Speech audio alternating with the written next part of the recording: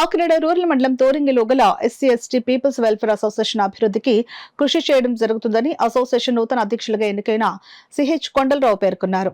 Kakinada rural మండలం Thorangi SC ST peoples welfare association సమావేశం అధ్యక్ష కార్యదర్శులు సబతి ఫణీశ్వరరావు, జగడం అప్పారావు అధ్యక్షతన నిర్వహించారు. తోరంగి బొడ్డు చెరువు వద్ద నెలవారీ సంఘ సర్వసభ్య సమావేశం నిర్వహించి నూతన కమిటీని ఏర్పాటు చేశారు.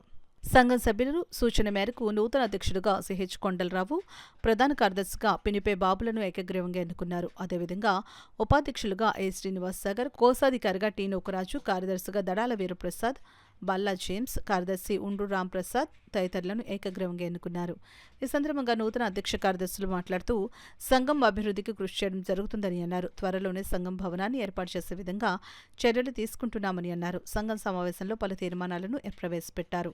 ఈ కార్యక్రమంలో ఎగ్జిక్యూటివ్ మెంబర్లుగా బి శ్రీనివాసరావు, శెట్టిపతుల ఉదయశంకర్, గెడ్డం సరితబాబు, కుంచే సత్యనారాయణ, కాండ్రు రాజ్కుమార్, సిద్ధాంతపు రాజు, గోడి జగన్, నల్ల వెంకటరమణ, జగడం కిరణ్, సంఘ సభ్యులు జగడం శ్రీహరి, పొలగలి శ్రీనిబాబు, మండవ దైవ సమాధానం తదితరులు పాల్గొన్నారు. కాకినాడ రూరల్ మండలం తోరింగ్ గ్రామం ఎస్సీ ఎస్టీ వెల్ఫేర్ అసోసియేషన్ సర్వసభ్య సమావేశం సీగిరిమిల్లి కొండలరావు గారి ఇంటి దగ్గర ఏర్పాటు చేయడం జరిగింది. అయితే గత కొంతకాలంగా ఈ సంఘానికి మరి నూతన కార్యవర్గాన్ని ఎన్నుకోవాలనే ఉద్దేశంతో మరి ఇవాళ సర్వసభ్య సమావేశం ఏర్పాటు చేయడం జరిగింది. మరి చాలా సంవత్సరాలుగా మరి నేను అధ్యక్షులుగాను మరి ప్రధాన కార్యదర్శిగా జగడం అప్పారావు గారు కొనసాగుతా ఉన్నాం. అంచేత కొత్త కార్యవర్గాన్ని ఎన్నుకోవాలనే ఉద్దేశంలో ఇవాళ సీకిరిమిల్లి కొండలరావు గారిని అధ్యక్షులుగా ఎన్నుకుని మరి కొత్త కార్యవర్గాన్ని ఏర్పాటు చేయాలని చెప్పేసి మరి ప్రధాన కార్యదర్శిగా మరి పినిపే బాబులు గారు, ఇంకా సహచర మరి ఉపాధ్యక్షులుగా సాగర్ గారు అందరినీ ఎన్నుకోవడం జరిగింది.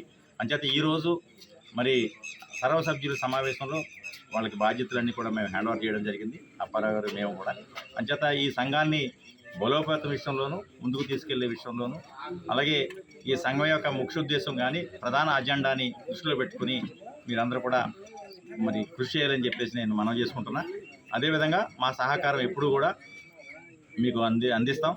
మీరు ఏదైనా సరే సభ్యులందరూ సమీక్షతోటి మరి సమన్వయంతో ముందుకెళ్ళమని చెప్పేసి మీ ద్వారాగా సభ్యులందరినీ కోరుకుంటున్నాం.